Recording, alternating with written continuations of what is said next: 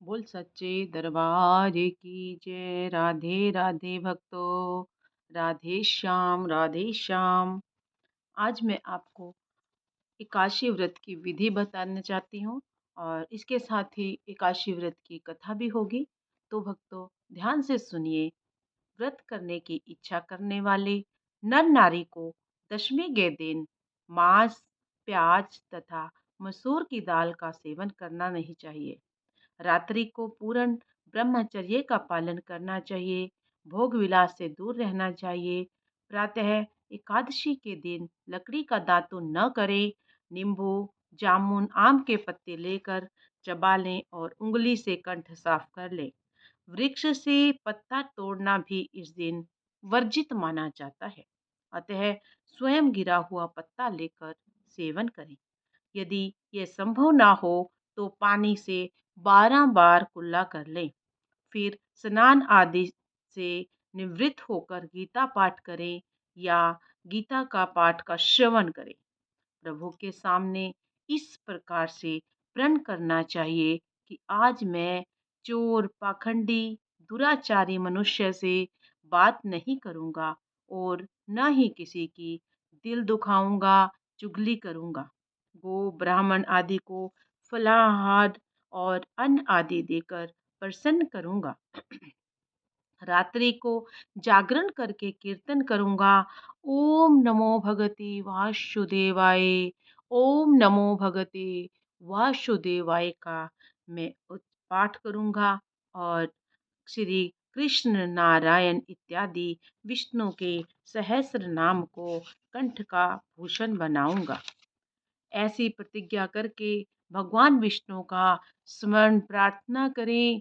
हे त्रिलोकीनाथ, मेरी लाज तेरे हाथ। अतः मुझे इस प्रण को पूरा करने की शक्ति देना। और यदि भूलवश किसी निंदक से बात कर बैठें तो उसका दोष दूर करने के लिए भगवान सूर्य नारायण के दर्शन तथा धूप दीप से श्री हरि की पूजा करके क्षमा मांग लेनी चाहिए। इसी प्रकार से हमें किसी को कटु वचन नहीं बोलने चाहिए। भूल कर भी क्रोध नहीं करना चाहिए। क्रोध चंडाल का अवतार है।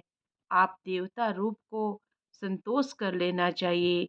संतोष का फल सर्वदा मीठा होता है। सत्य भाषण करना चाहिए। मन में दया रखनी चाहिए। इस विधि से व्रत करने वाला दिव्य फल को प्राप्त करता है। ओम नमो भगवते वासुदेवाय। ओम नमो भगवते वासुदेवाय। अब फाल्गुन कृष्ण एकादशी व्रत की कथा, जिसका नाम विजय एकादशी है। धर्मराज युधिष्ठिर बोले कि हे जनार्दन, फाल्गुन मास के कृष्ण पक्ष की एकादशी का क्या नाम है तथा उसकी क्या विधि है, सो सब कृपा पूर्वक कहिए। श्री भगवान बोले, हे राजन, फाल्गुन मास की कृष्ण पक्ष की एकादशी का नाम विजय एकादशी है। इसके व्रत के प्रभाव से मनुष्य को विजय प्राप्त होती है। यह सब व्रतों में उत्तम व्रत है। इस विजय एकादशी के महत्व के श्रवण व पठन से समस्त पाप नाश को प्राप्त हो जाते हैं। एक समय देव ऋषि नारद जी ने जगत पिता ब्रह्मा जी से कहा कि हे महाराज, आप मुझसे फाल्गुन मास के कृष्ण पक्ष की विजय एकादशी का विधान कहिए। ब्रह्मा जी कहने लगे, हे नारद, विजय एकादशी का व्रत पुराने तथा नए पापों को नाश करने वाला है। इस विजय एकादशी की विधि मैंने आज तक किसी से भी नहीं कही। यह समस्त मनुष्यों के विजय प्रदान करने वाला है। त्रेता युग में मर्यादा पुरुषोत्तम श्री रामचंद्र जी को जब 14 वर्ष का वनवास हो गया, तब वे श्री कृष्ण, लक्ष्मण तथा सीता जी सहित पंचवटी में निवास करने लगे। वहां पर दुष्ट रावण ने जब सीता जी का हरण किया, तब इस समाचार से श्री रामचंद्र जी तथा लक्ष्मण जी अत्यंत व्याकुल हुए। सीता जी की खोज में चल दिए। घूमते घूमते जब वे मरणासन जटायु के पास पहुंचे, तो जटायु ने उन्हें सीता जी का वृतांत कह सुनाया और स्वर्गलोक को चले गए। कुछ आगे जाकर उनकी सुग्रीव से मित्रता हुई और बलि का वध किया। हनुमान जी ने लंका में जाकर सीता जी का पता लगाया, उनसे श्री रामचंद्र जी एवं सुग्रीव की मित्रता का वर्णन किया। वहां से लौटकर हनुमान जी श्री रामचंद्र जी के पास आए और सब समाचार कह सुनाया। श्री रामचंद्र जी ने वानर सेना सहित सुग्रीव की सम्मति से लंका को प्रस्थान किया। जब श्री रामचंद्र जी समुद्र के किनारे पहुंचे, तब उन्होंने मगरमच्छ आदि से युक्त उस अगाध समुद्र को देखकर लक्ष्मण जी से कहा, इस समुद्र को हम किस प्रकार से पार करेंगे। श्री लक्ष्मण जी कहने लगे, हे पुराण पुरुषोत्तम, आप आदि पुरुष हैं, सब कुछ जानते हैं। यहाँ से आधा योजन दूर पर कुमारी द्वीप में वकदालभ नाम के मुनि रहते हैं।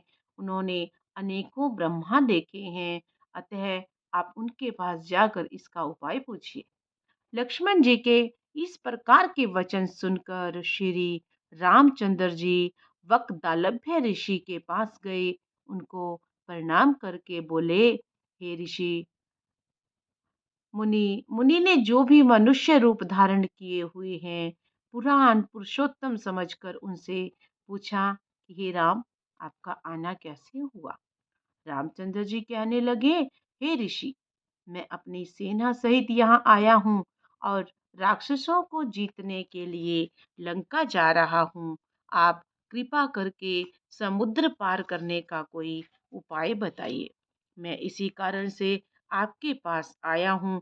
और वकदालभ्य ऋषि बोले, हे राम, फाल्गुन मास के कृष्ण पक्ष एकादशी का उत्तम व्रत करने से निश्चय ही आपकी विजय होगी। आप ही समुद्र भी पार कर लोगे। इस व्रत की विधि यह है कि दिन दसवीं के दिन स्वर्ण, चांदी, तांबा, मिट्टी का एक घड़ा बनाएं। उस घड़े को जल से भरकर पंच पल्लव रख वेदिका पर स्थापित करें।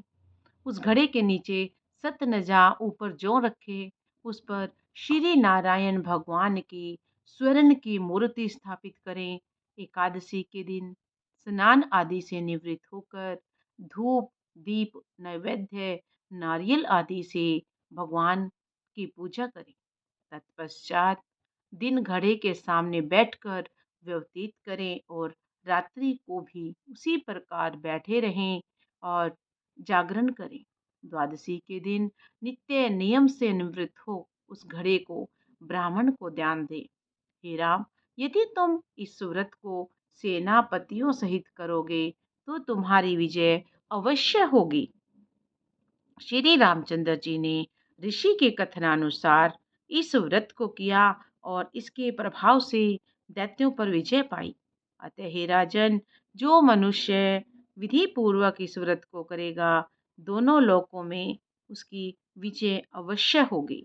श्री ब्रह्मा जी ने नारद से कहा कि हे पुत्र, जो कोई इस व्रत के महत्व को पढ़ता है या सुनता है, उसको वाजपेयी यज्ञ का फल प्राप्त होता है। बोल श्री कृष्ण भगवान की जय, विष्णु भगवान की जय। राधे राधे, राधे राधे। श्रीमन नारायण नारायण नारायण, श्रीमन नारायण नारायण नारायण, श्रीमन नारायण नारायण नारायण, श्रीमन नारायण नारायण नारायण, श्रीमन नारायण नारायण नारायण, श्रीमन नारायण नारायण नारायण।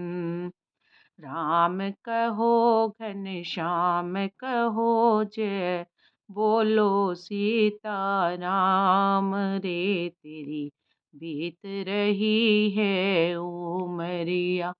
राम कहो घन श्याम कहो जय, बोलो सीता राम रे, तेरी बीत रही है उमरिया। मधुर मधुर जग के सपनों में तूने जन्म गंवाया रे बंदे, तूने जन्म गंवाया। कभी न मन मंदिर में प्यारे, तूने हरि को बसाया रे बंदे, तूने हरि को बसाया। चाम लगे ना दाम लगे ना कोड़ी, लगे च दाम रे तेरी बीत रही है उमरिया। राम कहो घन श्याम कहो जय बोलो, सीता राम रे तेरी बीत रही है उमरिया। कदम कदम पर पाप अनेकों, तूने नित ही कमाए रे बंदे, तूने नित ही कमाए।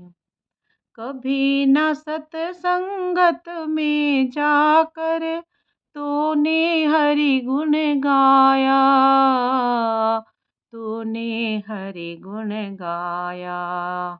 झूठी माया झूठी काया का, झूठा बना गुलाम रे तेरी बीत रही है उमरिया।